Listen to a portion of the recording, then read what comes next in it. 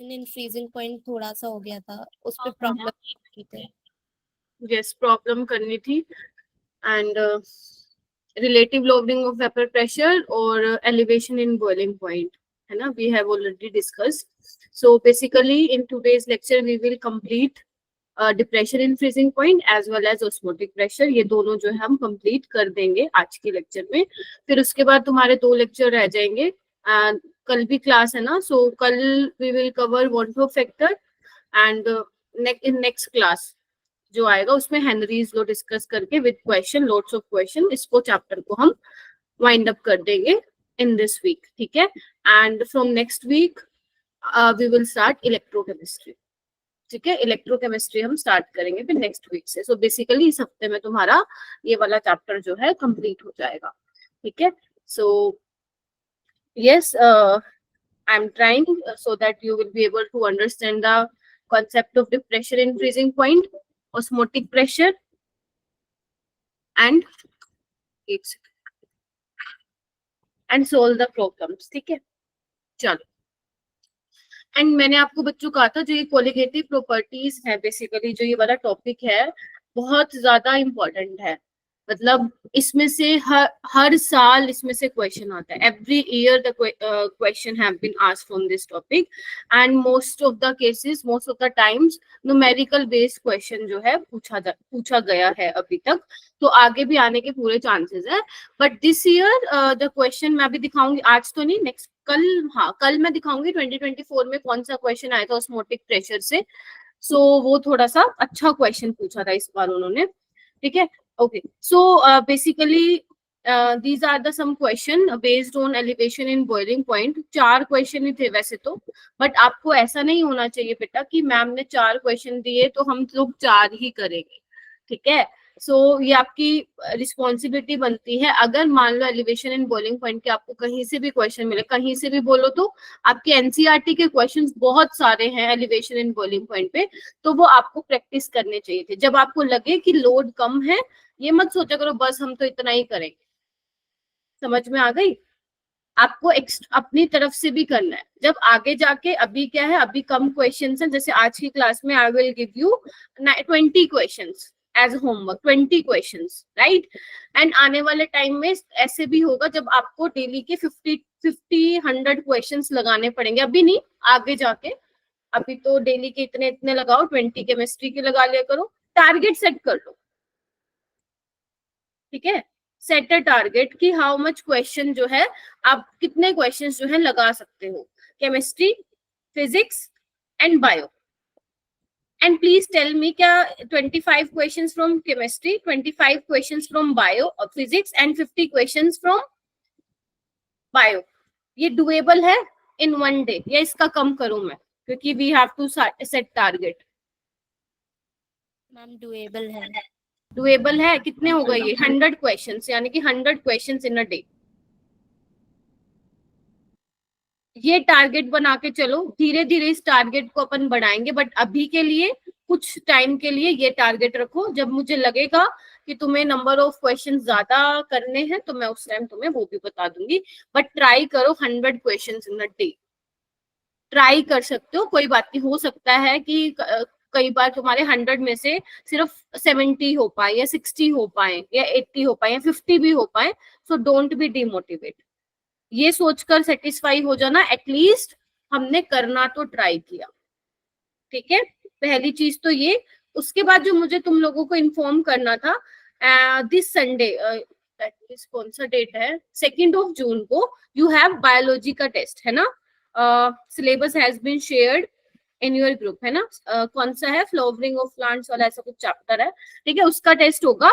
But 9 जून, ध्यान से सुनना, 9 June you have test of complete grade 11, complete grade 11 का टेस्ट है, physics, chemistry, bio, complete grade 11।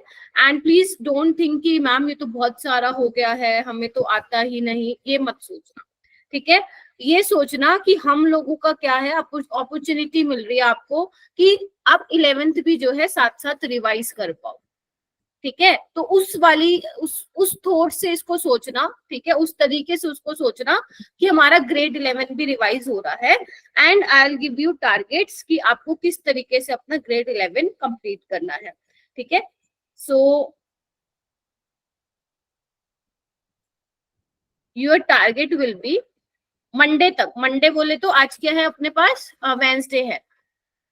सो Wednesday का दिन तो गया आज, क्योंकि 9:30 तक तुम्हारी क्लास होगी, तो थर्सडे से मंडे तक, Thursday, Friday, Saturday, Sunday and Monday, कितना दिन हो गया ये, 6 डेज, सॉरी 5 डेज हो गए। तो क्या तुम 5 डेज में 2 चैप्टर कवर कर सकते हो? इजी वाले दे रही हूँ, पीरियोडिक क्लासिफिकेशन और तुम्हारा mole concept. Yes ma'am. And इसको भी पूरा नहीं करना है, मैं आपको टॉपिक वाइज टारगेट्स दूंगी। पीरियोडिक में आपको जो टॉपिक करने हैं that is ionisation energy, electron gain enthalpy, मैं पूरा नहीं लिख रही हूँ, electronegativity and isoelectronic species. These 4 topics which you need to cover till Monday. Monday तक कवर करना है इसको, ठीक है। आइसो इलेक्ट्रॉनिक स्पेसिस, ठीक है। And what about mole concept? Mole concept में you have to cover only 4 topics. 4 topics कौन कौन से? मोल कंसेप्ट में करने हैं तुम्हें 4 टॉपिक, कौन कौन से? मतलब some basic concept of chemistry तो चैप्टर का नाम है, तो मोल कंसेप्ट वाला टॉपिक, स्टोशियोमेट्री और लिमिटिंग रिएजेंट।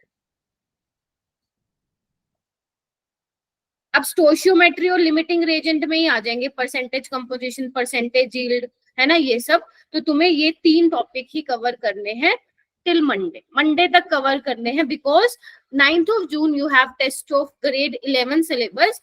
सो ये मत सोचना कि मैं पूरा ग्रेड 11 कर लूंगा या कर लूंगी, नहीं हो पाएगा, ठीक है। तो इट्स बेटर कि हम जो है टॉपिक वाइज चले एंड हाई वेटेड टॉपिक्स को जो है टाइमली कवर कर ले, ताकि अगर मानो लेट से कि ग्रेड 11 का जो भी पूरा पेपर आ रहा है, आउट ऑफ दैट तुम्हें ये आता है पीरियोडिक क्लासिफिकेशन और सम बेसिक कॉन्सेप्ट्स वाले चैप्टर आते हैं, तो आप क्या कर पाओगे, you are able to attempt these questions, at least these question you are able to attempt definitely, ठीक है।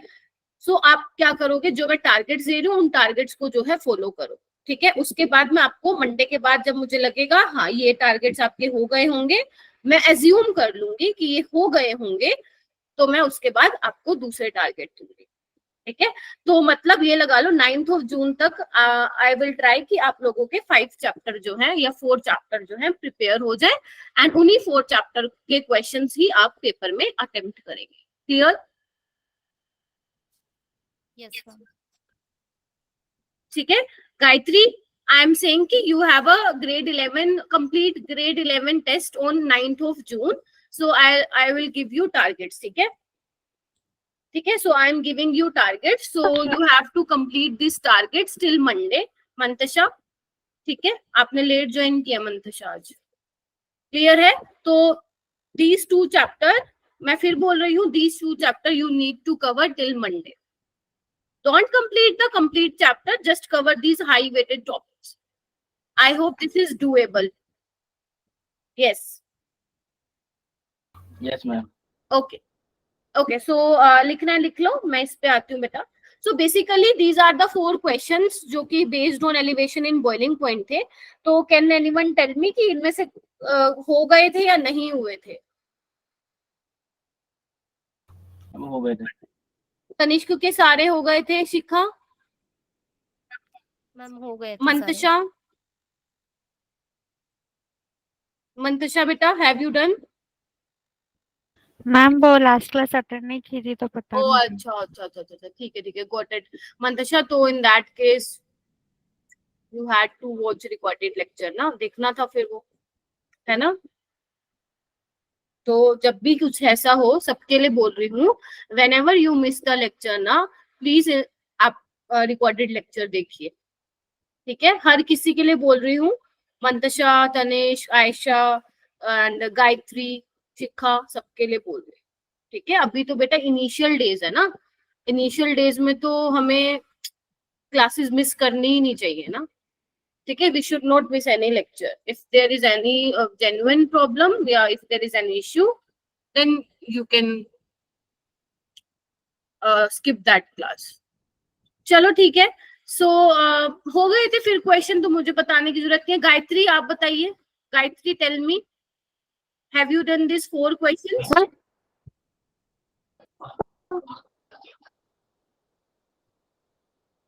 हाय Gayatri, I am talking to you बेटा। Yes, yes or no, can you write in chat books? Can't hear you beta, can't hear you, then मैं आगे चलती हूँ।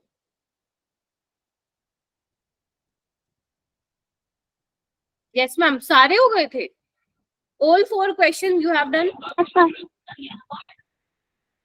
okay great, ठीक है, तो फिर ठीक है। अच्छा मुझे एक क्वेश्चन बताओ, I'll give you one question. Let's say you have a solution, ठीक है, आपके पास कोई solution है, उसकी जो मोलालिटी है ना, उस solution की मोलालिटी that will double। ठीक है, आपके पास कोई सॉल्यूशन है, उसकी जो मोलालिटी है डबल हो गई है। Please tell me about cryoscopic constant, is it changed और it will same?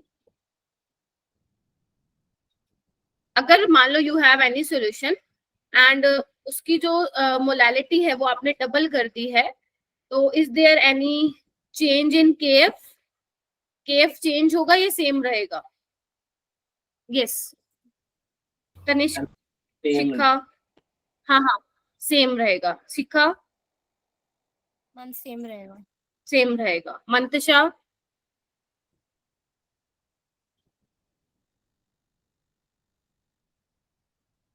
Y same क्यों रहेगा? शिखा, शिखा सेम क्यों रहेगा बेटा?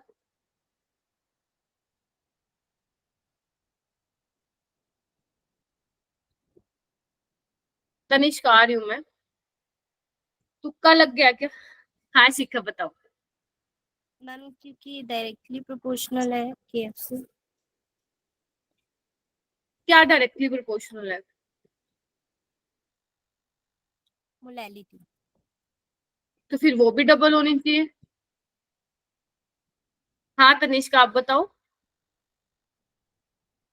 डिपेंड नहीं करता मैम। हाँ केएफ उसमें नेचर में। KF depends only on nature of solvent. ठीक है, नेचर ऑफ सॉल्वेंट। जब तक सॉल्वेंट सेम है और मोलालिटी तुम डबल कर रहे हो, ट्रिपल कर रहे हो, doesn't matter, KF will same. Clear है ये वाली चीज बेटा? ये प्रीवियस ईयर क्वेश्चन है तुम्हारा, ठीक है, तो ध्यान रखना। चलो ठीक है, उसके बाद हो गए थे सारे क्वेश्चन।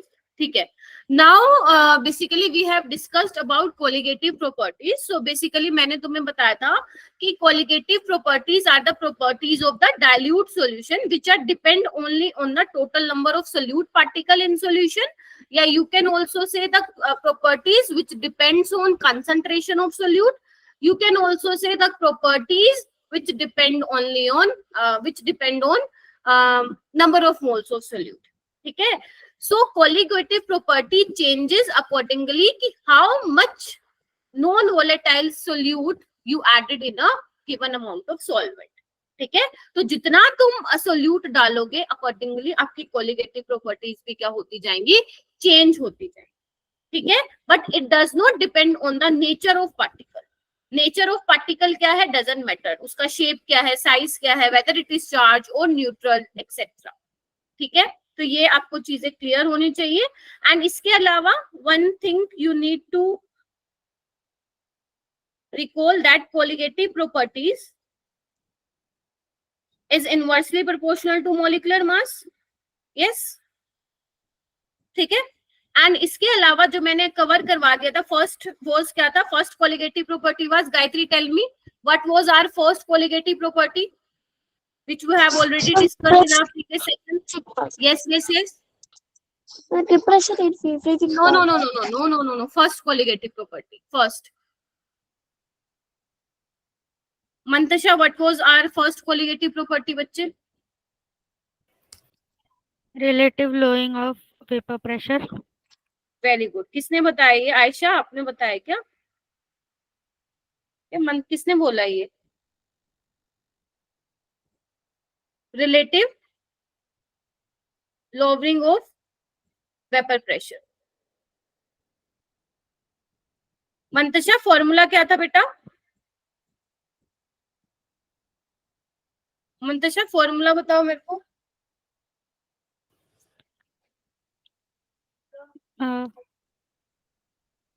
यस. मंतशा, पढ़ाई नहीं कर रही हो तुम बेटा.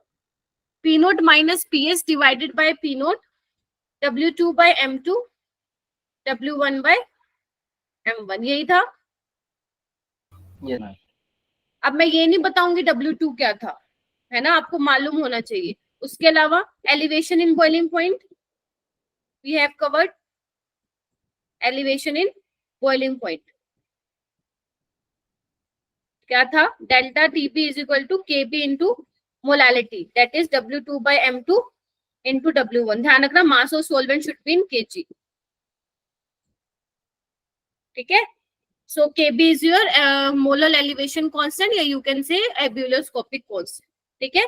जो आपके Kp और Kf हैं वो किस पे डिपेंड करते हैं? नेचर ऑफ सॉल्वेंट पे. किस पे? नेचर ऑफ सॉल्वेंट पे. तो ये आपको क्या रखना है? ध्यान रखना है. ठीक है. चलो आगे आते हैं. नेक्स्ट चलते हैं डिप्रेशन इन फ्रीजिंग पॉइंट. वैसे तो हो गया था depression in freezing point, but मैं एक बार बता देती हूँ. देखो, सिंपल फंडा क्या था in colligative properties? We are discussing when a non volatile solute added in a solvent, then in that case vapor pressure of solution decreases or boiling point increases and freezing point gets lowered. ठीक है. freezing point क्या हो जाता है? कम हो जाता है. if you add non volatile solute in solvent, let's say the freezing point of water is 0 degree Celsius. मैं फिर से समझा रही हूँ. freezing point of water is 0 degree Celsius. It means this is the temperature where the vapor pressure of liquid solvent, let's say the liquid solvent is your water. So this is the temperature where the vapor pressure of liquid solvent becomes equal to the vapor pressure of solid solvent. यानी कि इस temperature पे जो तुम्हारा water है वो किस में कन्वर्ट हो रहा है? आइस में कन्वर्ट हो रहा है. इसमें इस टेम्परेचर पे आइस भी होगी और वाटर भी होगा. ठीक है. अच्छा, व्हेन आई, मान लो वाटर में मैंने क्या डाल दिया? सोल्ट डाल दिया. ठीक है. तो क्या होगा? इसका डिप्रेशन इन फ्रीजिंग पॉइंट क्या होगा? अब आपका डिप्रेस हो जाएगा. Let's say this is 0 degree Celsius, now it's 2 degree Celsius. It means अब जो वो पानी है वो 0 डिग्री सेल्सियस पे भी क्या रहेगा? वाटर ही रहेगा. वो फ्रीज किस पे होने लगेगा? -2 डिग्री पे. Are you getting my point? यानी कि हम नॉन वोलेटाइल सोल्यूट क्यों डाल रहे हैं? जब जब हम सोल्ट पानी में डाल रहे हैं तब तक वो पानी जो है पानी रहेगा. अब वो 0 डिग्री सेल्सियस पे फ्रीज ना होके कम टेम्परेचर पे क्या होगा? फ्रीज. यानी कि -2, -3, -4 पे वो आइस रहेगा. -1, 0 या उससे ज्यादा टेम्परेचर पे वो वाटर रहेगा. क्लियर है ये वाली बात? Yes ma'am. ठीक है. और ऑल्सो मैंने आपको एक एग्जांपल भी दिया था. इन कोल्ड कंट्रीज क्या होता है? कोल्ड कंट्रीज में due to heavy snowfall salt is sprinkled on icy roads. ठीक है. why salt is sprinkled on icy roads? क्या होता है? yes, आइस को क्या कर देते हैं? मेल्ट कर देते हैं, क्योंकि उसका जो फ्रीजिंग पॉइंट होता है वो डिप्रेस हो जाता है. क्लियर था ये पॉइंट भी? चलो ओके. क्लियर था तो आगे चलते हैं. Okay. Now this is your graph which is mentioned in your NCERT. मैं एक बार फिर बता देती हूँ. This graph plot between vapour pressure and temperature. ठीक है. Okay. So when you add non volatile solute, ध्यान से सुनना, when you add non volatile solute in solvent, vapour pressure decreases. If vapor pressure decreases, temperature also decreases because vapor pressure is directly proportional to temperature. तो if this is the graph, वैसे तो ये straight आना चाहिए, थोड़ा सा curve है, but कोई बात नहीं. This is a solid solvent, जो आपका ice है, let's say this is ice. Clear है? This is your solvent. ठीक है? यानी कि ये देखो, जैसे जैसे आप क्या कर रहे हो, इधर देखो, ये क्या दिखा रहा है ये ग्राफ हमें? This graph shows this is the temperature where liquid solvent is equal to vapor pressure of liquid solvent is equal to the solid solvent.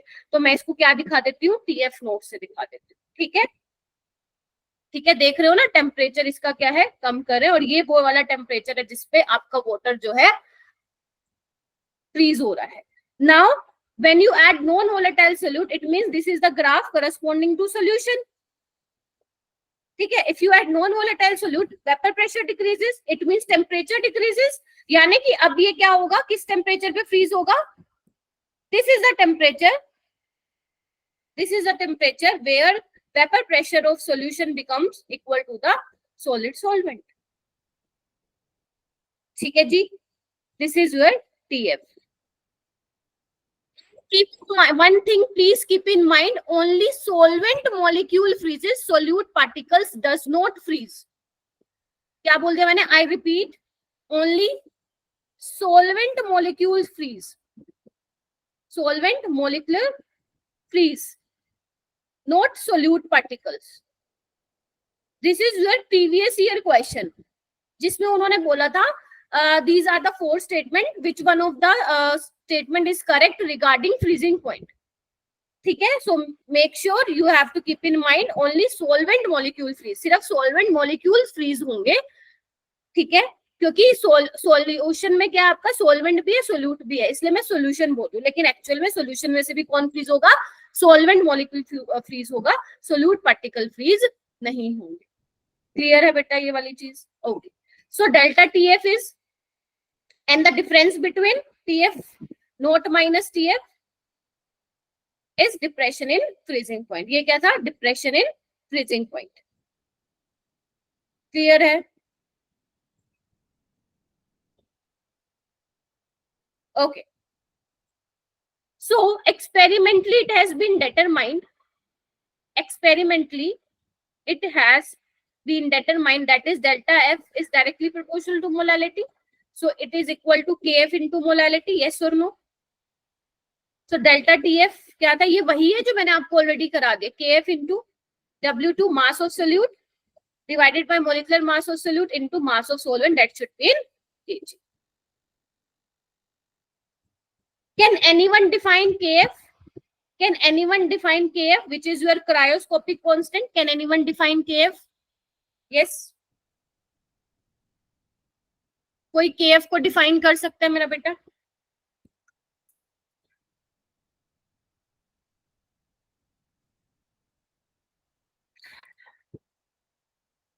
molar depression constant. No. KF is a molar depression constant, or you can say cryoscopic constant. But definition of KF क्या बोलोगे? KF क्या है? इधर आओ. If I take molality is 1 mole per kg, ठीक है, तो can I say this delta TF is equal to KF? Yes, ma'am. So it means cryoscopic constant is defined as the depression in freezing point when 1 mole of solute present in 1 kg of solvent. Clear है? तो ये छोटी छोटी बातें हैं जो कई बार teacher नहीं बताता है. क्यों नहीं बताता है? क्योंकि उसको पता है बच्चे को पता हो. ठीक है, तो ये छोटी छोटी बातें भी पेपर में जो है आपसे पूछी जा सकती है. अब ये कैसे पता चलेंगी मैम? जब आप क्वेश्चंस लगाओगे ना. मैंने आपको जो होमवर्क में क्वेश्चंस दिए हैं वहां पे आपको ऐसा एक क्वेश्चन देखने को मिलेगा. तो क्वेश्चंस के थ्रू जो है आप ज्यादा सोचते हो, आपकी जो थिंकिंग स्किल्स है इंक्रीज होती है when you practice lots of question. ठीक है, सो इसलिए कहा जाता है practice lot of question as much as you can. ठीक है, चलिए. Okay, so okay, try to solve this question. ये वाला क्वेश्चन सोल्व कीजिए बेटा. गायत्री, मंतशा, आयशा, तनिष्क एंड शिखा. चलो भाई, पांचों के पांचों मेरे स्टूडेंट्स जो हैं वो इसको ट्राई करेंगे।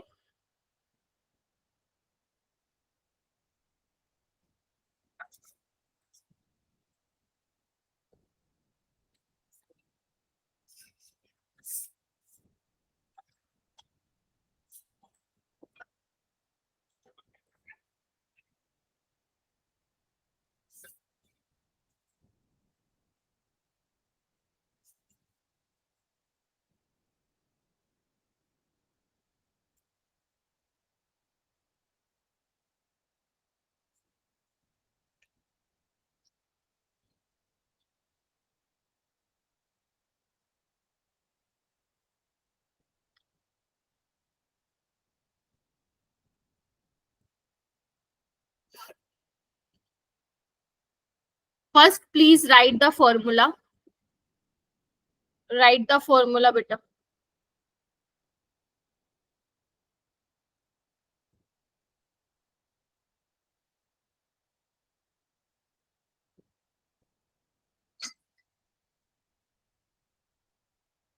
हो रहा है? Yes, ma'am. Gayatri doing, are you doing बेटा? कर रही हो? मंतशा, शिखा, आयशा? Yes ma'am. ठीक है, Mantasha tell me the approach बेटा, कैसे करोगे इसको?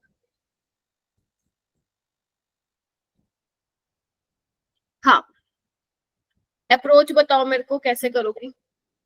मैम पहले तो हम फॉर्मूला लिखेंगे कि delta T F is equal to K F into W2 into M2, very good, W2 upon M2 into W1 in very good. kgs।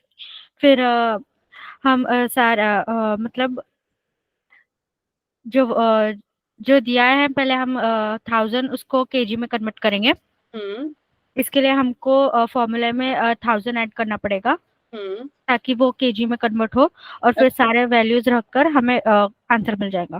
कितना आ रहा है? मैम अभी सॉल्व नहीं किया, कर रहे हैं। कर दो। आ रहा है किसी का आंसर? किसी का आंसर आ रहा है बेटा? KF is given to you 1.86, given mass is 17 ग्राम। ध्यान रखना, दिस इज आपका नॉन वोलेटाइल सोल्यूट, ठीक है? ओके, हाँ बताओ कितना आ रहा है? Minus 0.69 degree Celsius. Okay, and molecular mass of alcohol कितना आया Tanishq? 46?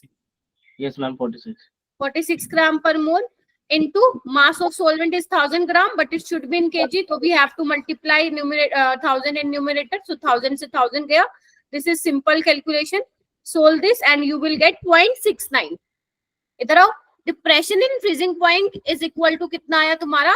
0.69, and but you have to calculate what should be the freezing point of solution. So delta T naught. TF is very good, TF naught minus TF. So water, in case of water, TF naught is 0 degree Celsius or delta TF is 0.69. So TF comes out to be minus 0.69. So whenever question asks about the freezing point of solution, then please remember the answer should be negative. ठीक है, because मैंने बताया था ना, water का तो 0 होता है, अगर कुछ भी उसमें डालोगे तो ऑब्वियस सी बात है 0 से तो वो कम ही जाएगा, it means answer will be in negative. So इस तरीके से you can easily eliminate these two option, B और सी। ठीक है, so yes, correct answer is A. Okay, try to solve this question, and in this question the second option is 3A।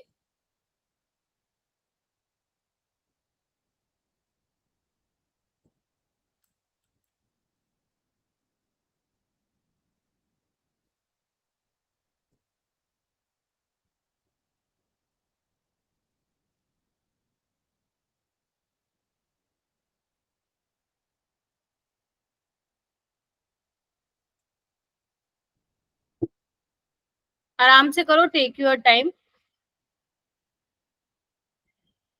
But I want कि सारे जितने भी 5 students हैं सबका answer जो है वो सोल्व हो, निकल के आए।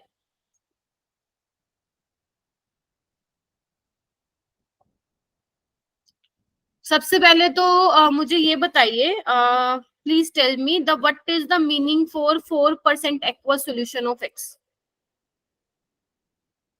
What does this mean? 4% aqueous solution of X. क्या मतलब है इसका?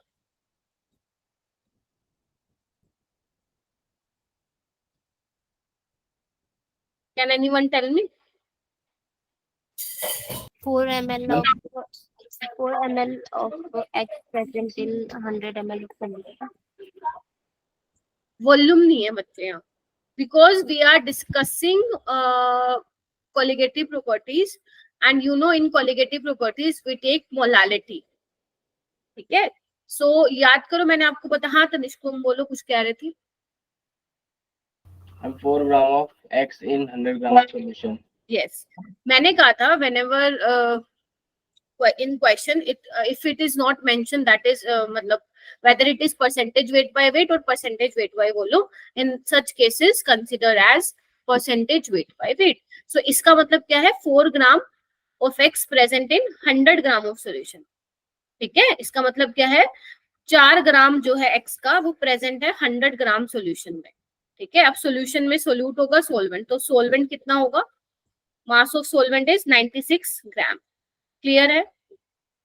Okay, so in second case में क्या है? 12 ग्राम ऑफ एक्वस सोल्यूशन है ना, तो it means 12 gram of Y present in 100 gram of solution.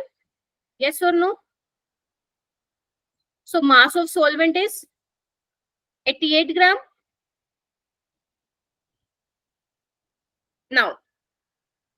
Now try to solve this question, and it is given to you that is freezing point of X is equal to the freezing point of Y. Now equate now delta TF of X is equal to delta T of Y. Solve करो अब इसको, कितना आ रहा है?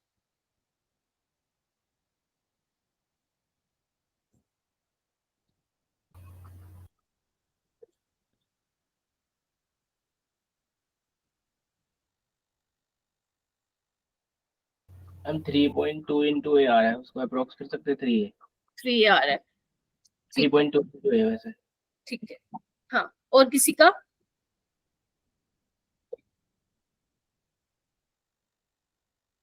मंतशा आ रहा है बेटा? आया?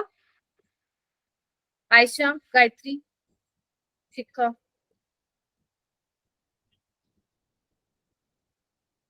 आप क्यों नहीं रहा भाई? Delta T of F X is equal to delta T F of Y. So ये किसके बराबर हो जाएगा? के एफ इंटू मोलालिटी, यानी कि के एफ तो सेम रहेगा बिकॉज सोलवेंट भैया हमारा सेम है. सो मैं सीधा ये लिख देती हूँ, molality of X is equal to molality of Y. ठीक है, सो ये क्या होगा? मोलालिटी ऑफ एक्स W2 कितना है? 4 gram by M2. Molecular mass of X is given to you, that is A, and W1 is 96. ऊपर से 1000 से मल्टीप्लाई कर दो. ठीक है, and what about molality of Y? Given mass is 12 gram. Molecular mass we have to calculate, let's say this is कुछ भी ले लो, y ले लो, into mass of solvent 88 gram, but it should be in kg, so multiply by 1000 in numerator.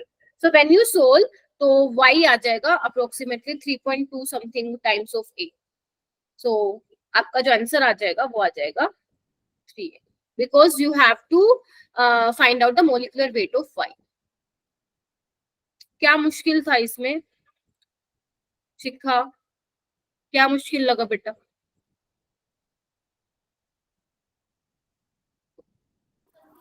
Ma'am बस calculate कर रहे थे. ठीक है, आ जाएगा. मंतशा हो जाएगा. Gayatri,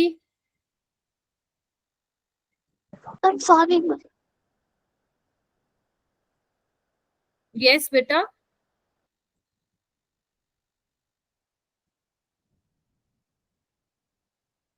Will you be able to done ना? Sorry, will you able to do this question ना? यही पूछ रही हूँ मैं.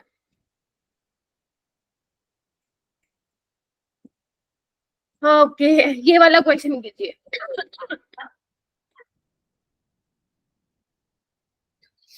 Okay, try to solve this question.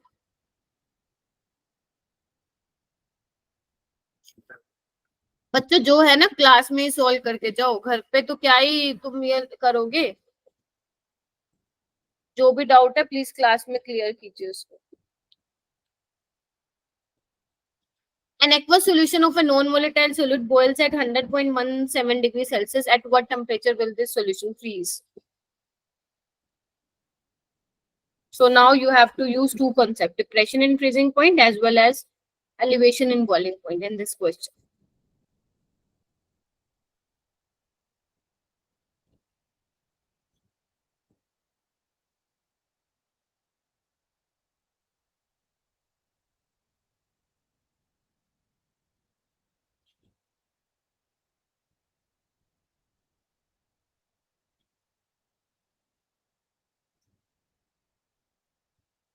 Gayatri, please tell me the approach. How will you approach this question? Tell me.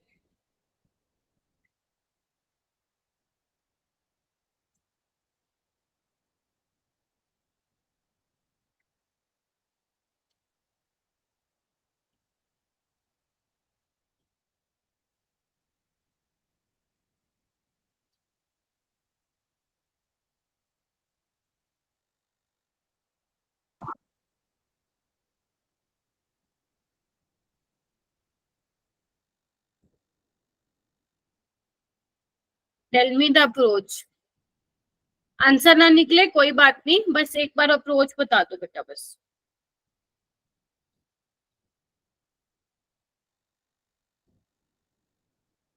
Yes, Gayatri. Do you want to say something? भैया ऐसे तो बोलिए तुम लोगों का सिलेबस कंप्लीट. अपने आप बोलो ना, मेरी वेट क्यों करते हो मैम कि मैम और पॉइंट आउट करेंगी कि please Gayatri please tell me, Shikha tell me, Mantasha tell me. Why? Mantasha बताओ मेरे को. हाँ शिखा बताओ.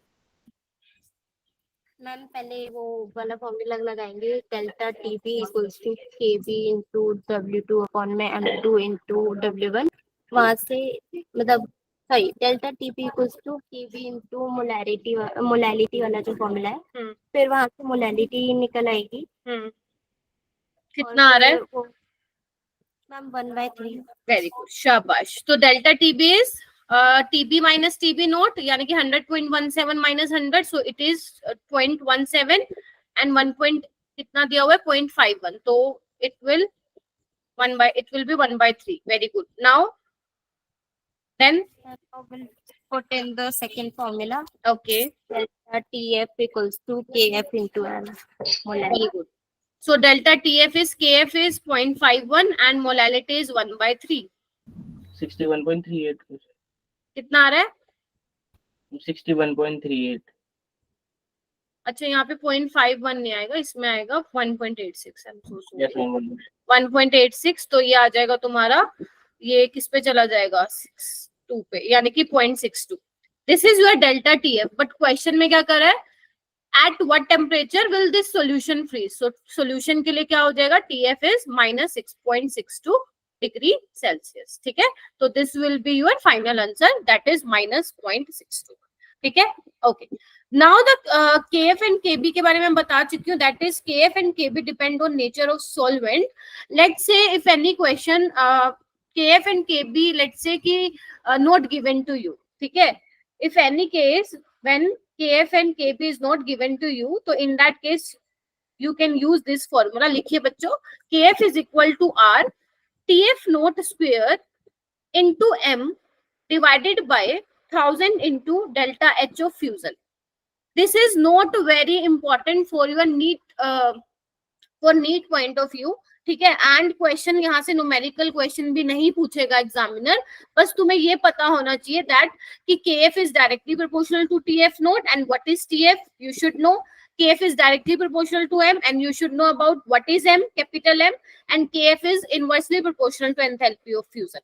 ठीक है, this is something you should know. बाकी न्यूमेरिकल्स मुझे नहीं लगता यहाँ से आज तक पूछा ही नहीं गया, तो आगे भी नहीं पूछेंगे. सो यहाँ पे लिख लो बेटा, TF naught is freezing point of pure solvent. Freezing point of pure solvent.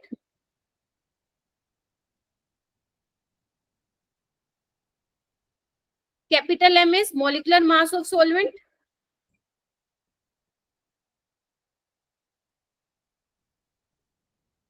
and delta H fusion is, why delta H fusion? Because in case of depression in freezing point, we are talking about solid to liquid, liquid to solid. So that is why I use fusion here. So this is your enthalpy of fusion. ये तुम्हें NCERT में मिलेगा बेटा formula, और NCERT में एक दो question हैं इसके, ठीक है, तो उसको कर लेना, बाकी यहाँ से न्यूमेरिकल नहीं पूछा जाएगा. And what is R? R is your gas constant. R is your universal gas constant, ठीक है. और इसकी जो वैल्यू लोगे वो कितनी लोगे? 8.314 जूल पर केल्विन पर मोल.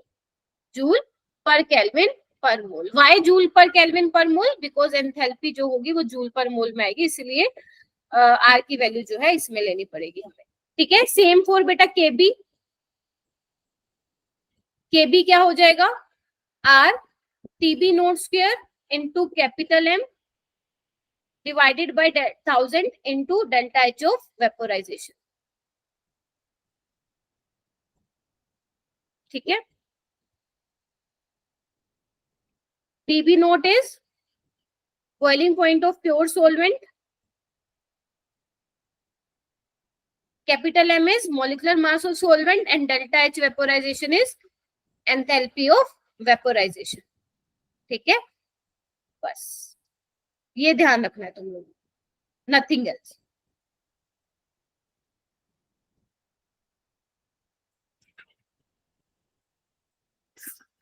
If it is done, please give me thumbs up. So can I move forward? Simple tha? Okay. Now the moving your next colligative property, last colligative property, that is osmotic pressure. But before understanding osmotic pressure, we need to understand the concept of osmosis. So this is ये term जो है, have you heard before in biology? Osmosis. Osmosis, yes, सुना होगा. तो basically osmosis में क्या होता है, एंड ऑस्मोसिस को समझने से पहले थोड़ा सा हम सेमी परमेबल मेम्ब्रेन के बारे में देख लेते हैं. सेमी परमेबल मेम्ब्रेन को एनसीईआरटी में लिखा हुआ है SPM. SPM is semi permeable membrane. Semi बहुत सिंपल कॉन्सेप्ट है, कुछ है ही नहीं इसके अंदर, और यहीं से अभी क्वेश्चन आया था 2024 में, सेमी परमेबल मेम्ब्रेन. ओके, सो सेमी परमेबल मेम्ब्रेन का मतलब क्या होता है? सेमी मतलब आधा, परमेबल मीन परमिट करना, यानी कि जो आपके सॉल्यूशन में मॉलिक्यूल्स होंगे तो वो कुछ को ही क्या करेगा, अपने अंदर से पास आउट करेगा, अपने अंदर से कुछ ही स्पीसीज को, पार्टिकल्स को अलाउ करेगा. So basically there are different types of semi permeable membranes. There are some semi permeable membrane in which solvent molecules can easily pass out, और small solute particles can also pass out from semi permeable membrane. तो semi permeable membrane होती कैसे है? आपकी cellophane होती है, copper ferrocyanide होती है, ऐसे कुछ कुछ सेमी परमेबल मेम्ब्रेन एनसीईआरटी ने दे रखी है, आपसे कोई नहीं पूछेगा, ठीक है. उसमें क्या होते हैं बच्चे? स्मॉल पोर्स होते हैं, होल होते हैं, छेद होते हैं, एंड फ्रॉम दिस होल यहाँ से क्या होता है, अब यहाँ से जो है कुछ पर्टिकुलर पार्टिकल्स ही क्या कर सकते हैं, इसमें से फ्लो कर सकते हैं, ठीक है. इन केस ऑफ ऑस्मोसिस हम कोई ऐसी स्पेशली डिजाइन करते हैं सेमी परमेबल मेम्ब्रेन जिसमें से सिर्फ only solvent particles can pass out through this semi permeable membrane. There is no flow of solute particles from this semi permeable membranes, ठीक है. So for osmosis we make special designs of semi permeable membranes in which only solvent particles can pass out. Clear है? तो यानी कि osmosis में से पहले तो ये ध्यान रखना, सिर्फ और सिर्फ सोलवेंट के मॉलिक्यूल्स ही पास आउट होंगे, सोल्यूट के पार्टिकल्स जो है फ्लो नहीं होंगे, उनका मूवमेंट नहीं होगा. Are you getting my point? Yes ma'am. ठीक है, okay okay. Now understand the कि what is osmosis. Let's say कि I have this figure, let's say कि this is my A solution, this is my B solution. Let's say कि A is more concentrated solution, ठीक है, and B is only pure solvent.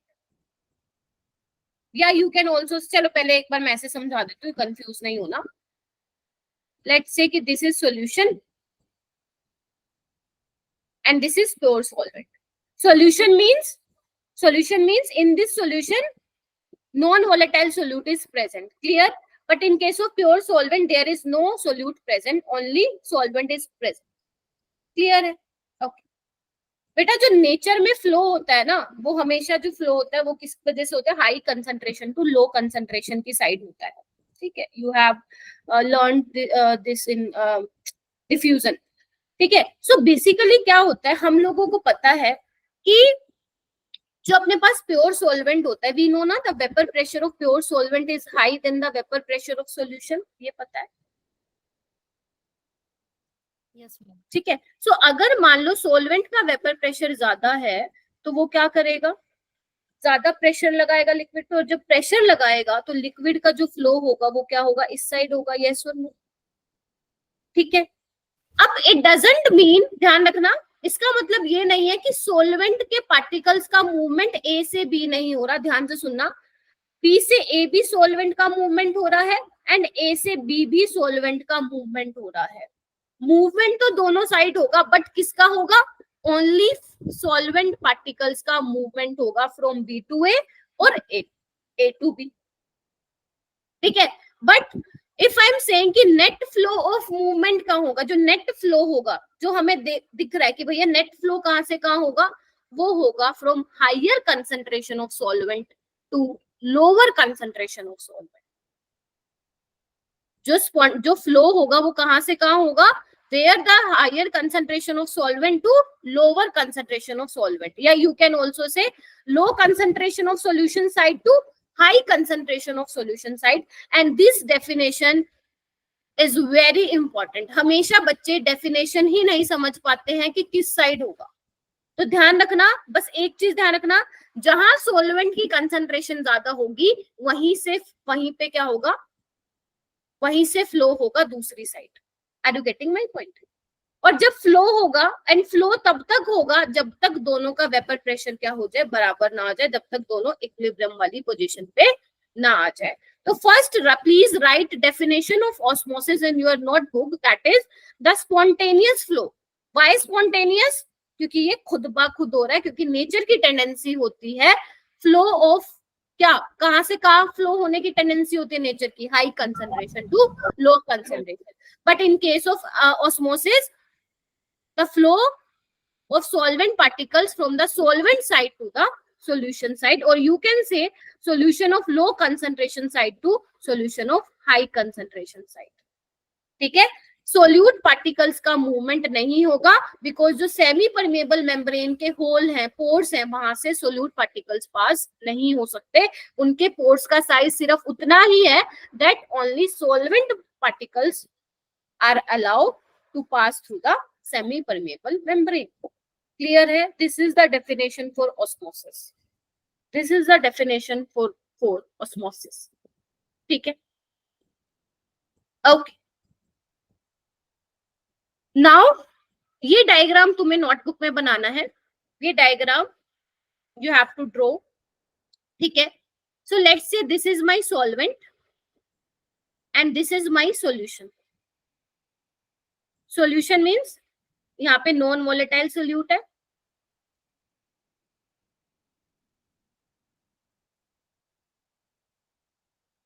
ठीक है, and this is my semi permeable membrane, and इसमें क्या है? Small small pores है. क्या है? स्मॉल स्मॉल पोर्स है. ठीक है, from this pores only solvent molecules are allowed to permit. ठीक है, this is my SPM, that is semi permeable membrane. ठीक है, okay. Let's say the level of solvent is इतना. ठीक है, चलो अब क्या है, ध्यान से सुनना. मैंने क्या बोला? जो नेट फ्लो होगा, net flow of solvent particles from this side to this side. Let's say this is A, this is B. So net flow of solvent particles from A to B. ठीक है, अच्छा. Can I say this? When solvent particles move from A to B side, then the concentration of solution decreases. Can I say this?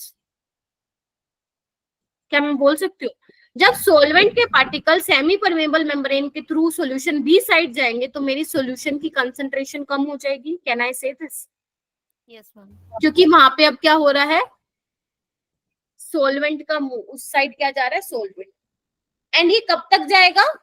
जब तक दोनों का vapour pressure क्या हो जाए, बराबर ना हो जाए। वाई, क्यों बोल रही हूँ? Let's say the vapour pressure of solvent, let's say 100 mmHg, let's say, ठीक है। But when you add non volatile solute, the vapour pressure of solution, let's say it is 80 mmHg। So difference कितना हुआ? 20 का। तो जब तक ये अपना 100 नहीं कर लेता तब तक क्या होगा बेटा, सॉल्वेंट का मूवमेंट होगा from solution side. Are you getting my point? Are you getting my point? Yes ma'am. Clear? Is there Yes, any ma'am. Difficulty? So simple सी बात है, osmosis is the phenomena where the spontaneous flow of solvent particles from solvent side to solution side, or you can say from high concentration solvent to low concentration of solvent, or you can also say flow of solvent particles from solution of low concentration side to solution of high concentration side.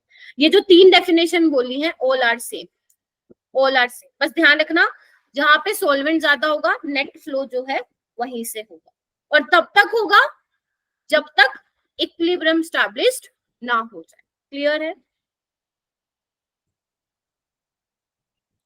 Yes, ma'am. Okay, now we need to understand the example of osmosis. ठीक है? So there are many example of osmosis जो हम use करते हैं, मतलब जो हम देखने को मिलता है in our daily life. First example is resin, किशमिश जिसको बोलते हो तुम, किशमिश और रेजिन, या मुनक्का भी बोलते हैं अपने तो, है ना? मुनक्का सुना है वैसे किसी ने? तनिष्क एंड शिखा ने सुना होगा। Yes, ma'am. हाँ, ठीक है, तुम देसी लोग हो ना। तो रेजिन क्या होता है बच्चे?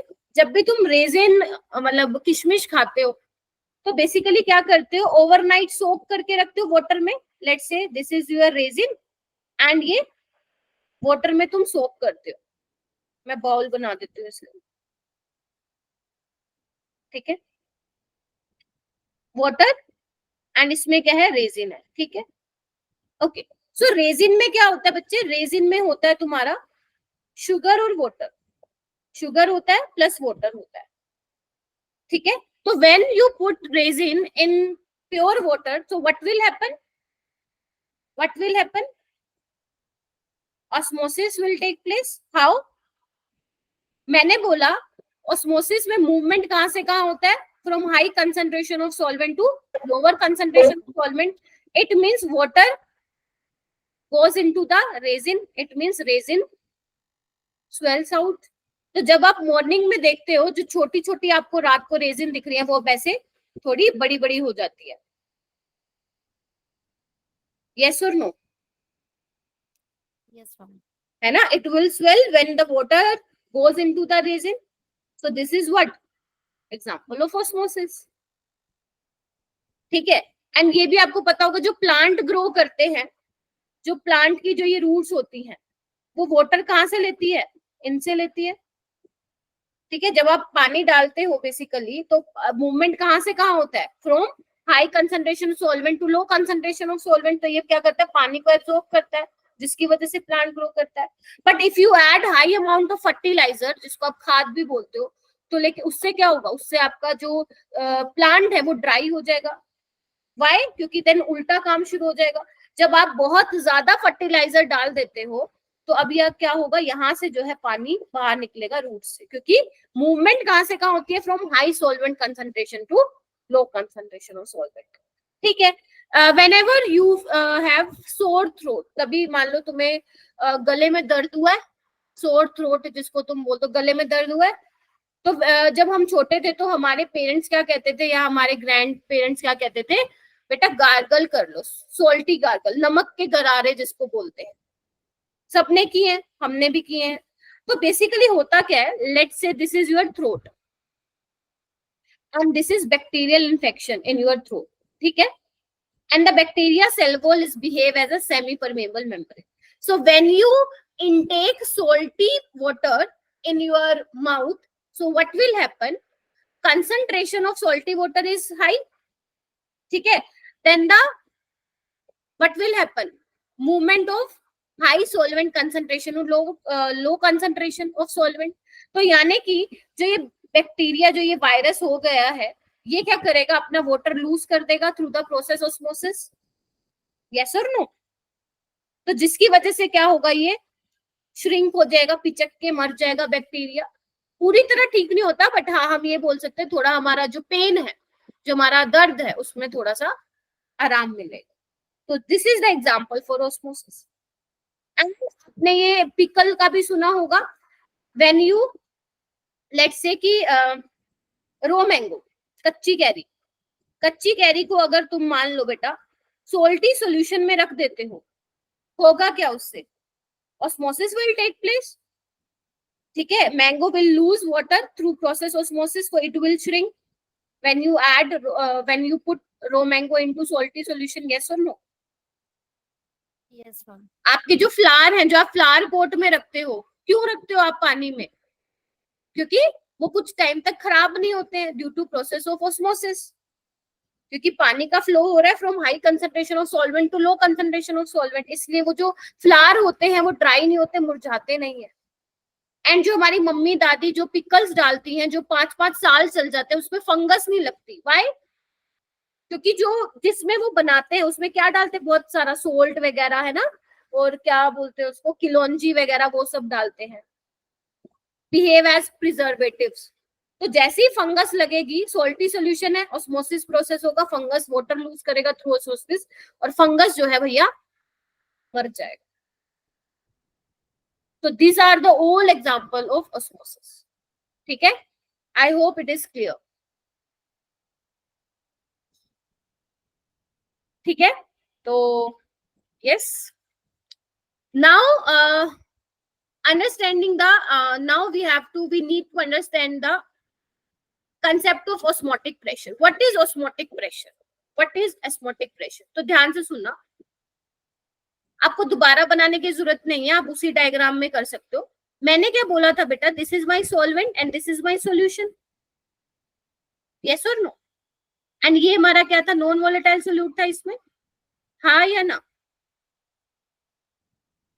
यस तो मैम. मैंने कहा था let's say this is A, this is B. तो मैंने कहा था जो मूवमेंट होगा वो यहाँ से यहाँ होगा. ठीक है, पहले इतना लेवल था, अब इतना हो गया होगा. अब एक बात बताओ, सोलवेंट जो है कब तक जाएगा? जब तक प्रेशर बराबर ना हो जाए. लेट्स से यहाँ पे वाटर का वेपर प्रेशर 100 था और यहाँ पे प्रेशर जो है वाटर का 80 हो गया, तो इसको 100 करना पड़ेगा, बिकॉज डिफरेंस इज 20 का डिफरेंस है. और जैसे ही वो 20 का डिफरेंस हो गया, हमें क्या करना पड़ेगा? We have to stop the process of osmosis. तो क्या करना पड़ेगा? लेट्स से कि if I apply external pressure on the solution side to stop the process of osmosis. मतलब जब मेरा इक्विलिब्रियम स्टैब्लिश्ड हो रहा है, तो मैं क्या कर रही हूँ? जो एक्सटर्नल प्रेशर अप्लाई कर रही हूँ, किस लिए कर रही हूँ? कि जो मेरा ऑस्मोसिस का प्रोसेस है, मतलब जो solvent molecules A to B आ रहे हैं, वो प्रोसेस क्या हो जाए? रुक जाए. ठीक है बेटा? एक्चुअल में क्या होता है, जब तुम्हारी बुक्स में देखोगे ना, इधर देखो, जो ये लेवल राइज हुआ है ना, ये लेवल राइज हुआ है, जो ये थिकनेस है, इसकी मोटाई जो है, यही तो प्रेशर लगा रही है, और इसी को ही हम ऑस्मोटिक प्रेशर बोलते हैं. ऑस्मोटिक प्रेशर मतलब ऑस्मोटिक प्रेशर क्या है? वो प्रेशर है एक्सटर्नल प्रेशर, जो कि अप्लाई किया जाता है on solution side to stop the process of the osmosis, is called osmotic pressure. Clear हुआ ये वाला पॉइंट? अरे ये क्या हो गया? अंडू कैसे होता है ये?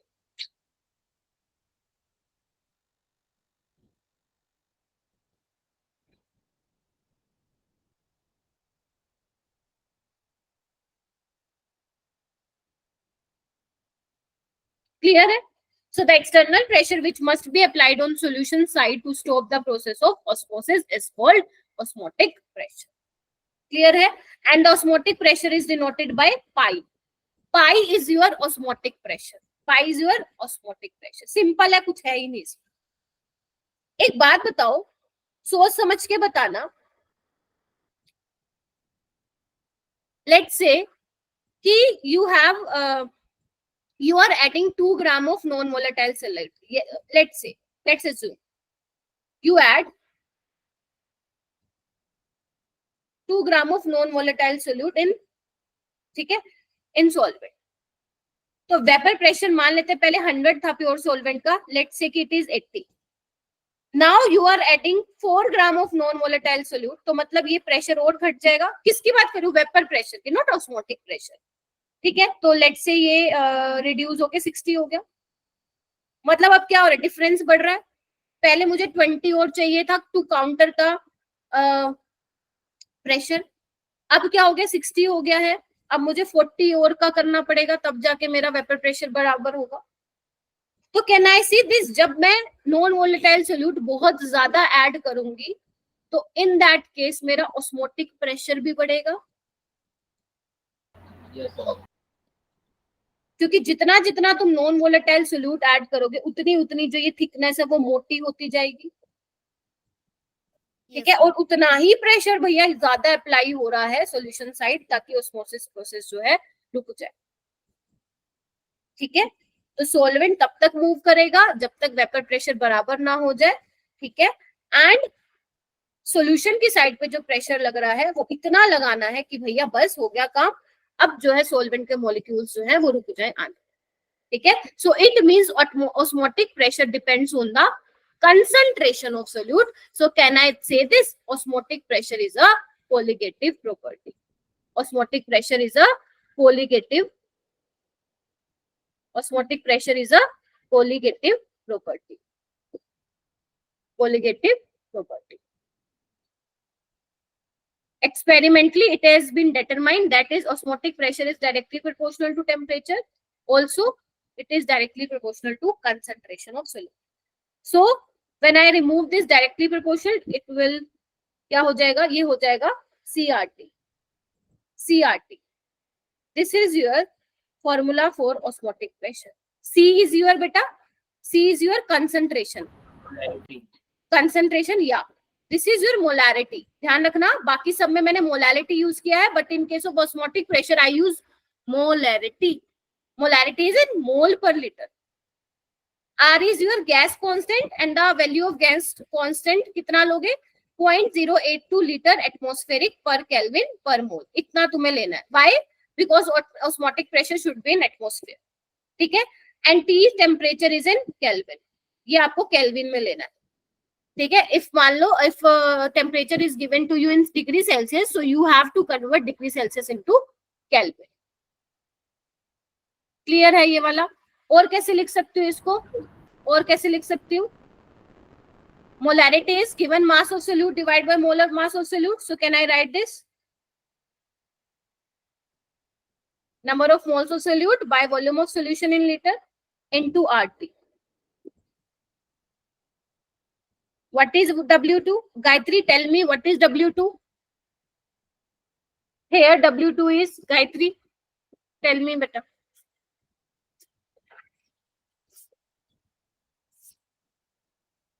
W2 क्या है? मास ऑफ सोल्यूट. M2 क्या है? मंतशा M2 क्या है बच्चे?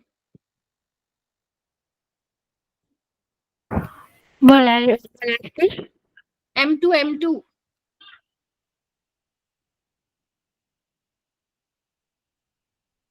मास ऑफ सॉल्वेंट ना, मोलर मास ऑफ सोल्यूट. सुन ही नहीं रहे हो बच्चों आप लोग. Molar mass of solute. V is volume of solution, R gas constant, T temperature. लिखो इसको. W2 क्या है? M2 क्या है? V क्या है?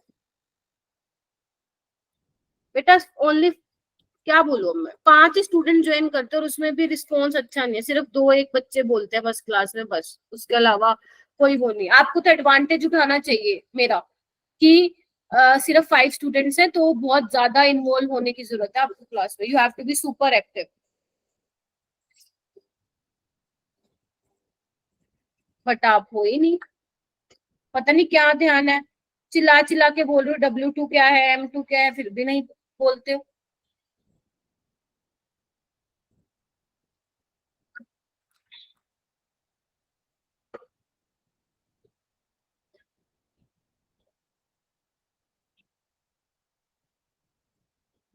लिख लिया W2 क्या है, लिख लिया क्या?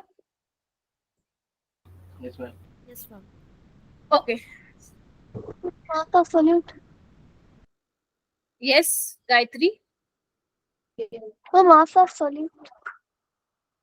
मास ऑफ सोल्यूट नहीं, molecular mass of solute. There is a difference between mass of solute और मोलर मास ऑफ सोल्यूट, है ना. Mass of solute can be change but the molar mass of any solute is fixed. ठीक है. Okay, now moving to what is this. Bio वाले student, what is this? RBC. RBC. तुम ही पढ़ा दो मेरे को, एक काम करो आज तो. ठीक है, RBC, red blood cells. Okay बच्चों, इसकी कंसंट्रेशन क्या मेंटेन करके चलते हैं हम आरबीसीज की? कैन एनीवन टेल मी कितना परसेंट कंसंट्रेशन होती है? कोई मुझे बताएगा? एनसीईआरटी देखो. हाँ तनिष्क बता बेटा, कितनी होती है कंसंट्रेशन? 0.9%. NaCl देखना, लिखा हुआ है एनसीईआरटी में यही. देखो, चलो छोड़ो, मजाक कर रही हूँ. देख, basically ना there are 3 types of solution. First one is isotonic, second one is hypotonic, and third one is hypertonic. ठीक है, please write these all type of solution in your notebook. Isotonic, hypotonic, hypertonic. लिखिए बेटा. लिख लिया? अच्छा बेटा, जो हमारी आरबीसीज है ना, उनमें जो कंसंट्रेशन रहती है 0.9% NaCl इतना रहता है. तो जब भी अपन क्या लगवाते हैं, इंजेक्शन लगाते हैं, इंजेक्शन या ग्लूकोज ड्रिप लगवाते हैं. ठीक है, तो अपने वेन्स के थ्रू जाती है वो. जो उसमें कंसंट्रेशन मेंटेन करके चलते हैं ना, वो इतनी ही होती है. सो दैट आरबीसीज जो है, हमारे जो सेल्स हैं, वो श्रिंक और स्वेल ना हो. Are you getting my point?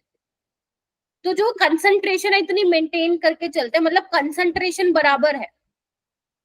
तो ऐसे वाले सॉल्यूशन को हम बोलते हैं isotonic solution, where 2 solution are having same osmotic pressure. Because osmotic concentration same means osmotic pressure same, because osmotic pressure is directly proportional to concentration.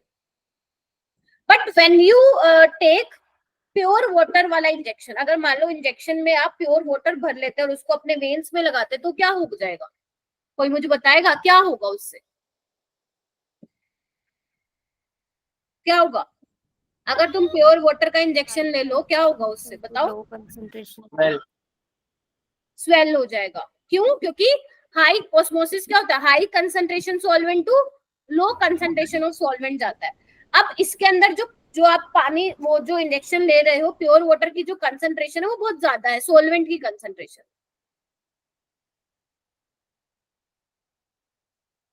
Solvent की concentration ज्यादा है.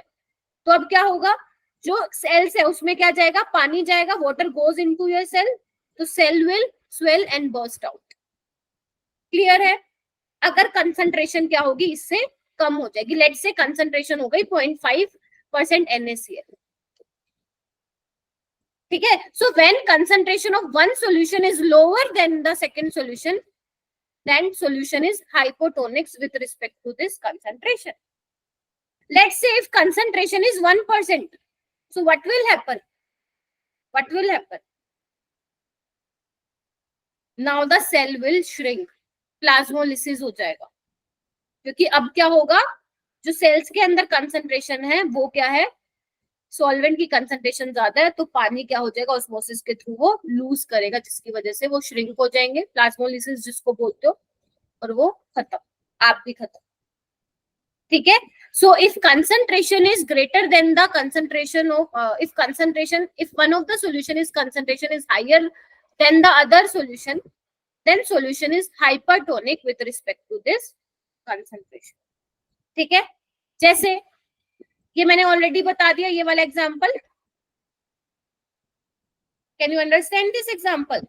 In this case, this solution is isotonic where, ध्यान रखना isotonic में क्या होता है, no osmosis takes place. Yeah, no osmosis takes place. But in case of hypotonic solution, cell will swell and burst out. In case of hypertonic solution, it will shrink. Clear है? Let's say one more example. Egg का example लो. Egg को छिल लो ऊपर से, उसका वो remove कर दो शेल. ठीक है. तो फिर उसके बाद जो ऐसा पतला पतला आप देखते हो, क्या बोलते हैं उसको, वो बिहेव करती है as a semi permeable membrane. ठीक है. अभी तक आपने इस एग को किसी भी सॉल्यूशन में नहीं रखा है, लेकिन whenever you put the egg in hypotonic solution, मान लो तुम इसको ऐसे सॉल्यूशन में रख रहे हो जिसकी कंसंट्रेशन कम है, लेट्स से कि वाटर में रख रहे हो, तो क्या हो जाएगा, इस तरीके से वो स्वेल आउट हो जाएगा. यस और नो? अगर तुम हाइपरटोनिक में रख रहे हो, लेट्स से बहुत ज्यादा सोल्टी सॉल्यूशन है, कभी करके देखना घर में, एक बहुत ज्यादा खारे पानी में रखना, सोल्टी सॉल्यूशन में रखना, वो इस तरीके से हो जाएगा, श्रिंक हो जाएगा. Clear? Yes, ma'am. So this is all the example for osmosis. So the in isotonic solution क्या बताया मैंने? In this case, pi1 is equal to pi2. Let's say कि we have two solution having same concentration. So osmotic pressure is same. Two solution having same concentration. Clear है बच्चों? बहुत important है, बहुत important है. सो व्हेनेवर क्वेश्चन सेज कि this solution is isotonic, it means osmotic pressure of first solution is equal to the osmotic pressure of second solution. ठीक है. Let's say कि pi1 is greater than pi2, first solution has higher concentration than pi2, तो it means pi2 is hypotonic. Yes और no? Yes, ma'am. ठीक है. इन case of hypertonic मैं बोल सकती हूँ कि pi1 इज हाइपरटोनिक क्योंकि कंसंट्रेशन ज्यादा है. As simple as that. But जो क्वेश्चन आते हैं वो आइसोटोनिक से आते हैं. Question have been asked from isotonic solution. Clear है? Yes, ma'am.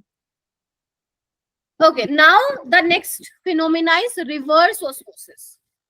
आरओ का पानी पीते हैं हम लोग, आरओ का पानी पीते हैं हम लोग. ठीक है. तो वो क्या होता है? रिवर्स ऑस्मोसिस होता है.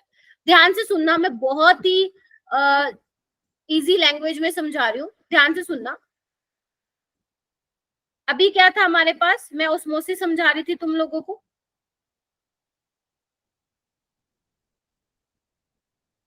ठीक है.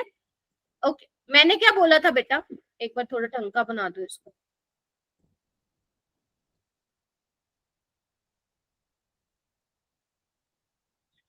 चलो ठीक है. ये मान लो हमारे पास सॉल्वेंट था, ये हमारा सॉल्यूशन था. मूवमेंट कहां से कहां हो रही थी? Solvent to solution side. This is osmosis. ठीक है. तुमने क्या किया? एक्स्ट्रा प्रेशर अप्लाई करके सॉल्वेंट ऑस्मोसिस प्रोसेस को रोक दिया. But if external pressure is greater than osmotic pressure, तो क्या होगा? The process will reverse. अगर तुमने एक्सटर्नल प्रेशर को एक हद से ज्यादा बढ़ा दिया तो तुम्हारा क्या होगा? सॉल्यूशन की साइड से सॉल्वेंट के मॉलिक्यूल्स क्या करेंगे? सेमी परमेबल मेम्ब्रेन से जाएंगे सॉल्वेंट के मॉलिक्यूल्स. तो अगर मान लो रिवर्स ऑस्मोसिस में हम क्या बोलते हैं कि गंदा पानी साफ हो जाता है. ठीक है. तो अब मैं इसको कैसे समझाऊंगी? लेट्स से कि तुम्हें क्या पीना है? साफ पानी पीना है, प्योर वाटर जो है तुम्हें चाहिए. तो कैसे कर रहोगे तुम? तुम्हें एक्स्ट्रा प्रेशर लगा के रखना है. ध्यान से सुनना, एक्स्ट्रा प्रेशर लगा के रखना है. कितना लगा के रखना है? ऑस्मोटिक प्रेशर से ज्यादा. You have to apply extra pressure which is greater than the osmotic pressure. लगा के रखना. क्या करोगे? होगा क्या उससे? सॉल्यूशन में से सॉल्वेंट के मॉलिक्यूल्स पास आउट हो जाएंगे. मैं इसको थोड़ा सा ऐसे दिखा दूं. और यहाँ पे मान लो टैप है, तो यहाँ से तुम्हें क्या मिल जाएगा, प्योर वाटर। यस और नो? यानी कि गंदा पानी साफ हो रहा है थ्रू रिवर्स ऑस्मोसिस। ठीक है, जो आरओ हम यूज करते हैं इन आवर हाउसेस, वो यही तो होता है।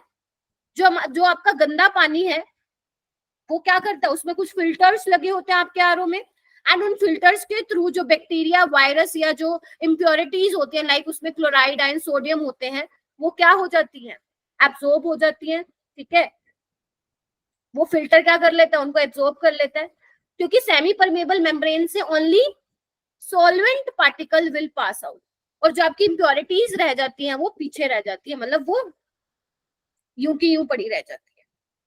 ठीक है, जिससे आपको वो प्योर वाटर मिल रहा है, और जो गंदा पानी है वो निकलता जाता है। और जो वो वेस्टेज ऑफ वाटर हो रही है, वेस्टेज ना हो उसको आप यूज कर सकते हो इन क्लीनिंग योर व्हीकल्स, या आप प्लांट्स में उसको वाटर को डाल सकते हो, so that wastage of water ना हो। लेकिन इसकी डिसएडवांटेज एक ये भी है आरओ की, कि जो मिनरल्स होते हैं, इंपॉर्टेंट मिनरल्स जो हमें चाहिए होते हैं बॉडी को, वो भी कहीं ना कहीं जो है हमें नहीं मिल पाते। कहते तो है आरओ का पानी बहुत अच्छा होता है, लेकिन कुछ न्यूट्रिएंट्स, कुछ मिनरल्स जो हैं वो हमें नहीं मिल पाते। तो ये कुछ नहीं होता, अच्छे वाला आरओ, गंदे वाला आरओ, हमारे आरओ में ये लगा हुआ है, वो लगा हुआ है, कुछ नहीं होता है। ठीक है, सो यस, ठीक है, so this is all about reverse osmosis. ठीक है, when external pressure is greater than the osmotic pressure, reverse osmosis takes place. Clear है? Desalination of sea water, इसका एग्जांपल है। Got it? Tanishq, Shikha, Mantasha and Gayatri, Ayesha. Yes, ma'am. बढ़िया, simple था, कुछ नहीं था। नाउ मूविंग टू क्वेश्चंस जो कि पेपर में आएंगे, पेपर में कोई आपसे एग्जांपल नहीं पूछ रहा है। So try to solve question number 1। चलो 1 2 3, ये वाला क्वेश्चन मैं होमवर्क में दूंगी, सॉरी ये वाला, तो आपको 3-4 क्वेश्चन करके दिखाने हैं, जल्दी करो।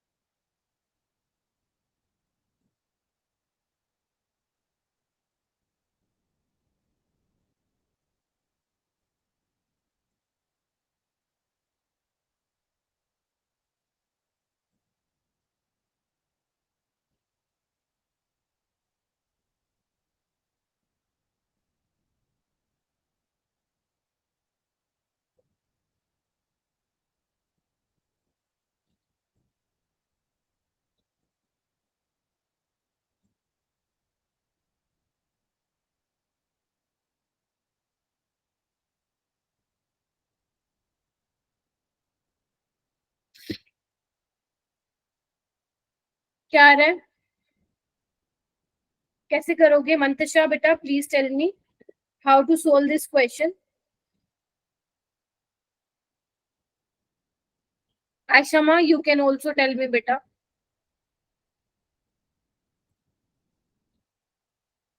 अप्रोच बता दो बस।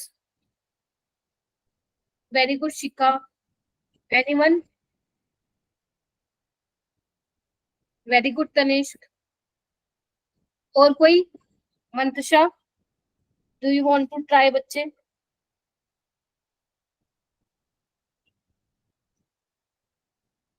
ये शिखा। मैम इसमें पाई इक्वल्स टू सीआरटी वाला फॉर्मूला यूज करेंगे, और जो कंसंट्रेशन है वो मोलैरिटी निकाल लेंगे। 68.4 ग्राम दिया हुआ है गिवन मास, और 342 ग्राम जो है मोलर मास दिया हुआ है। और वेरी गुड। वॉल्यूम 1 लीटर है, ठीक है, एंड आर इज 0.0821। आप आर को ना, इसको 0.082 को 1/12 भी लिख सकते हो अगर आपको कैलकुलेशन सिंपल करनी है, because 1/12 is equal to something about something is equal to 0.08। ठीक है, बट ठीक है, इट्स ओके। ठीक है 273 केल्विन। कितना आ रहा है तनिष्क? 100 4 पॉइंट समथिंग आएगा।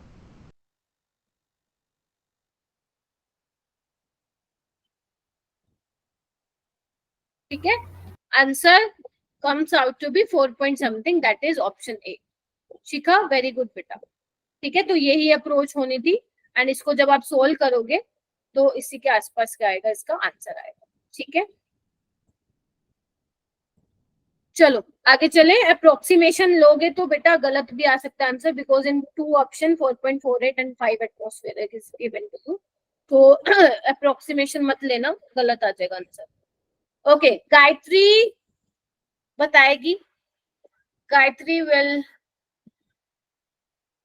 tell the answer for this question. Gayatri, please read this question, beta. This is your previous year. Option D. Very good, mera beta. Option B, the size of raw mango shrink to much smaller size when kept in concentrated salt solution. Osmosis. Okay. ये वाला question कीजिए।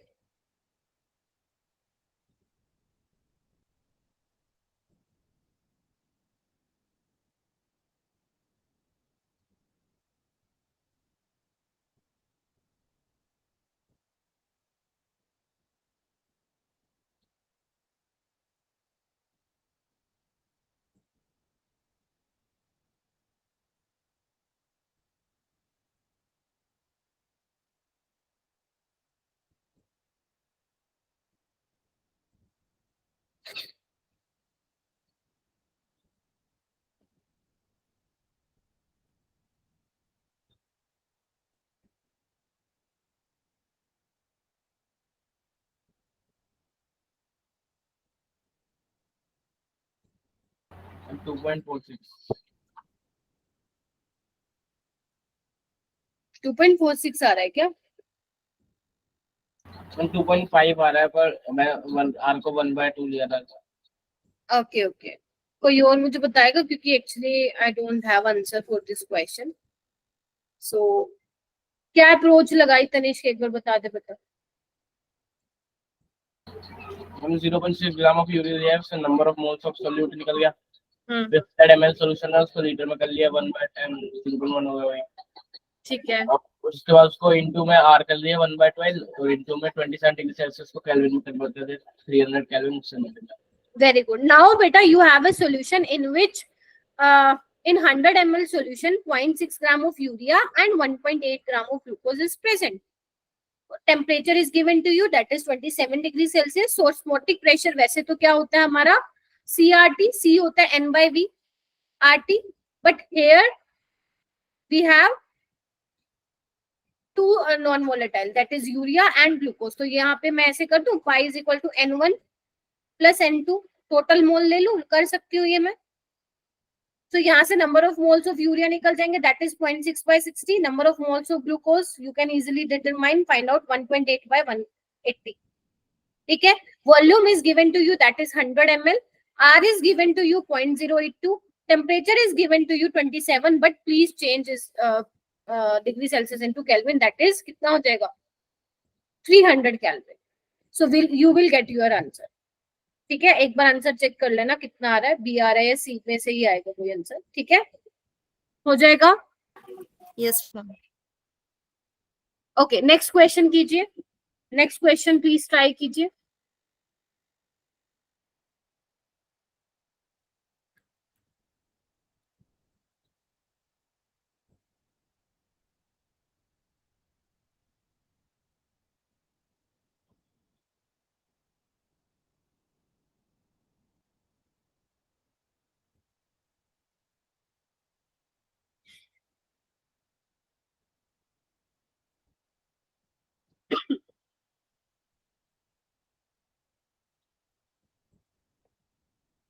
This is very important question, very important question. Board में भी ये question आता है हर साल, और नीट में तो आया ही हुआ है, जेई नीट सीयूटी कोई भी एंट्रेंस तुम दोगे ये वाला क्वेश्चन तुम्हें देखने को मिलता है। सो वैसे this is from your NCERT, करो इसको सो। इसका आंसर मैंने ऑलरेडी लिखा हुआ, वैसे ए आएगा, तो एक बार चेक करो ए आ रहा है क्या।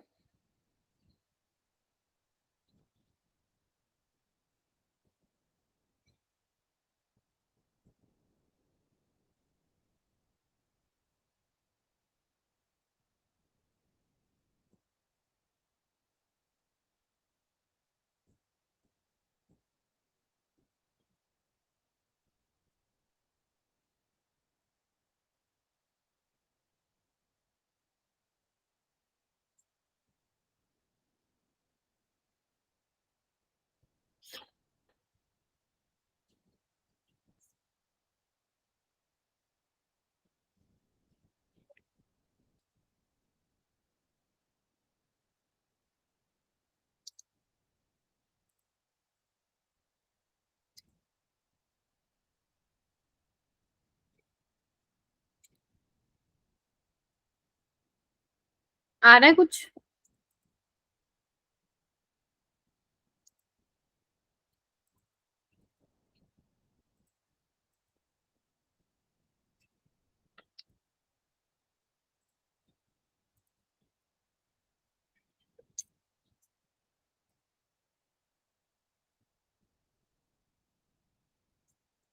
आ रहा है कि नहीं आ रहा?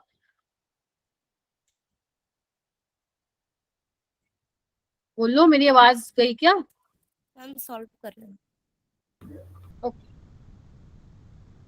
देखो, आइसोटोनिक मीन्स समझ में आ गया तुम लोगों को? Isotonic means yes, Concentration ma'am same. pi 1 yeah, equals concentration same, that is pi 1 is equal to pi 2, or you can also write C1 is equal to C2 because RT तो constant रहेगा. So first you need to understand what is the meaning of 5.25% solution. So 5.25% solution means, because we use molarity in case of osmotic pressure, so 5.25% solution means 5.25 gram of solute present in 100 ml of solution. ध्यान रखना, percentage weight by volume है ये, ठीक है, इन 100 ml of solution. तो लिख लो 5 point, given mass क्या हो जाएगा 5.25, मोलर मास नहीं मालूम है लेट्स से, और volume is 100 ml. In case of second solution, given mass is 1.5 gram, molar mass is 60, and volume is 100 ml. So 100 ml से 100 ml cancel because volume is same, ठीक है. So you can easily calculate the molecular mass of unknown substance. So it will comes out to be 210 gram per mole. हो जाएगा? बताओ. Yes ma'am. कुछ नहीं करना था इसमें, सिंपल था बस, ठीक है. एंड ये तुम्हारा होमवर्क रहेगा, मतलब इफ 250 सेंटीमीटर क्यूब, एंड ध्यान रखना 1 millilitre is equal to 1 centimetre cube और सेम, ठीक है. सो इसमें भी वही बताना है, एक आइसोटोनिक है, मतलब दो सॉल्यूशन आपस में आइसोटोनिक है, but in this case volume is different, ठीक है. So you have to calculate the ratio of molecular mass of A and B.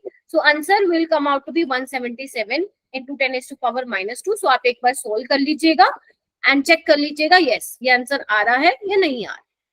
ये सीखा मैम आ गया, पिछले वाले का 210 आ रहा है। चल ग्रेट, ठीक है. And in the same manner you have to solve this question as well, ठीक है.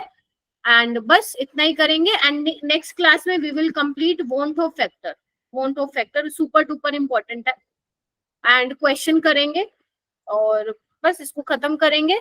And this is your daily practice problem, and these are the problem based on depression in freezing point, जो मैंने वैसे last time भी दिया था, एक बार कर लेना जिसका नहीं हुआ. And these are very important question जो हमने कहाँ से डाले हैं, स्टैंडर्ड बुक से डाले हैं. स्टैंडर्ड बुक बोले तो आपकी जो अच्छी अच्छी बुक्स हैं, लाइक नरेंद्र अवस्थी है ना, और भी आपकी बुक्स हैं, एक्सआईटी एग्जाम्पलर हो गया, नीट के प्रीवियस ईयर क्वेश्चन हो गए, वहां से ये क्वेश्चन डाले हैं, और कुछ मॉड्यूल के भी क्वेश्चन है. इसका मतलब पता है क्या होता है,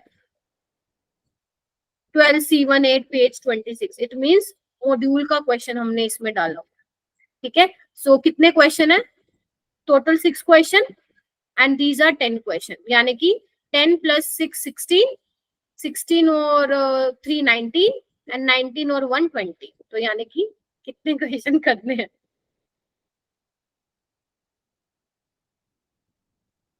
20 क्वेश्चन. आई टोल्ड यू ना कि धीरे धीरे number of questions will increase, है ना. सो इज इट डू, कर लोगे ना प्लीज क्वेश्चन? Yes ma'am. हाँ जल्दी जल्दी हो जाएंगे, ज्यादा टेंशन लेने की जरूरत नहीं है, हो जाएंगे. तुम लोग बड़े मस्त हो, आराम से कर लोगे, पढ़ते हो, ठीक है. ओके सो हाँ, एक और चीज रह गई बच्चे, एक और चीज मुझे बतानी थी कि अगर मैं बात करूं तो we have discuss 4 colligative property. If someone ask the best colligative property, so आप बोलोगे osmotic pressure. Osmotic pressure is the, लिख लो, ये एक बार क्वेश्चन आया था नीट में, is the best colligative property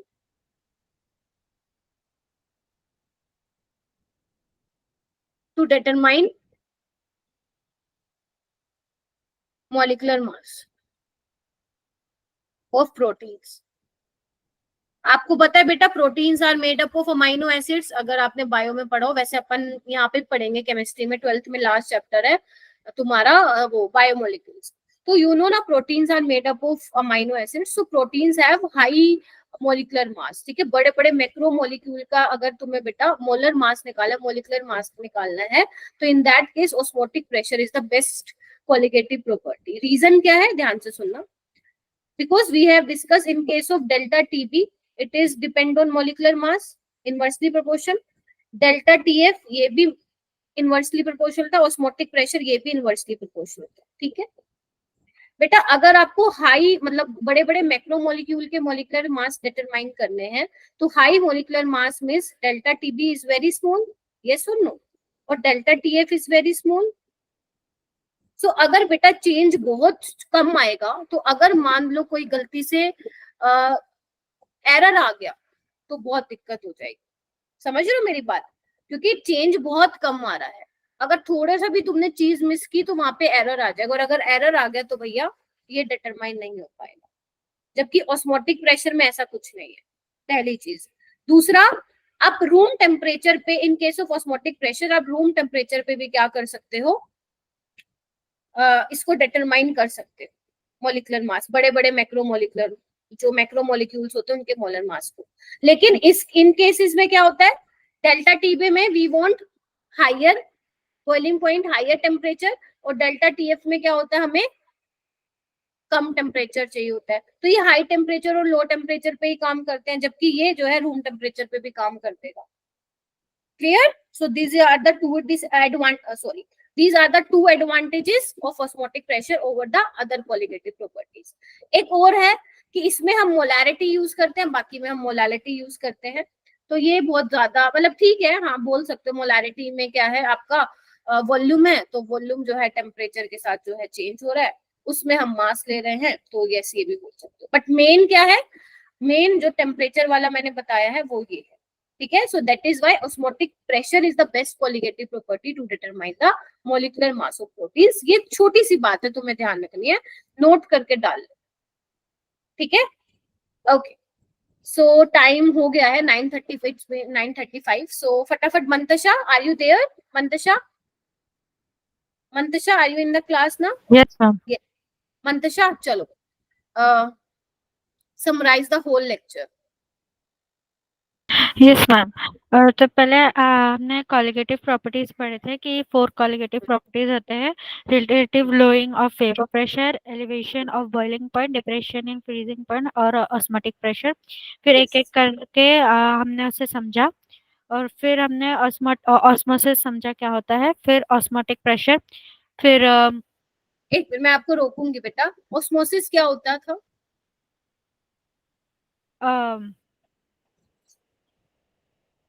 हाँ हाँ बोलो बोलो, ऑस्मोसिस क्या होता था? हाँ हाँ हाँ, the spontaneous flow of solvent particle from solvent side to solution side.